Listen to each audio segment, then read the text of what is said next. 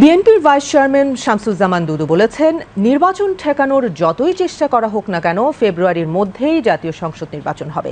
এই নির্বাচন ভারত বা অন্য কোনো প্রতিক্রিয়াশীল আধিপত্যবাদী শক্তি ষড়যন্ত্রকারীরা ঠেকাতে পারবে না। সকালে জাতীয় প্রেসক্লাবের সামনে প্রজন্ম দলের উদ্যোগে জিয়াউর রহমান ও বিএনপির ভারপ্রাপ্ত চেয়ারম্যান তারেক রহমানের বিরুদ্ধে ক্রমাগত ষড়যন্ত্র, মিথ্যাচার, অপপ্রচারের বিরুদ্ধে নাগরিক সমাবেশে তিনি এসব কথা বলেন। শামসুজ্জামান দুদু বলেন, দেশে নানামুখী ষড়যন্ত্র চলছে। স্বৈরতন্ত্রের পতনের পর গণতন্ত্রকে উত্তরণের জন্য যেটি প্রয়োজন সেটি হচ্ছে নির্বাচন। সেই নির্বাচন বিলম্বিত করার অর্থ হচ্ছে সময়কে অনিশ্চয়তার দিকে ঠেলে দেওয়া।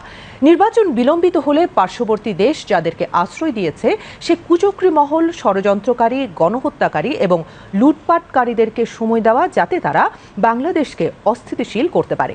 তিনি বলেন, তারেক রহমান এবং বেগম খালেদা জিয়াকে নিয়ে যারা কটূক্তি করেছে সেটির প্রতিবাদ জানাচ্ছি এবং হুঁশিয়ারি করছি। এমন কোনো বক্তব্য দেওয়া ঠিক হবে না যা বাংলাদেশের অস্থিরতাকে আরও বেশি উস্কে দেওয়া হয়।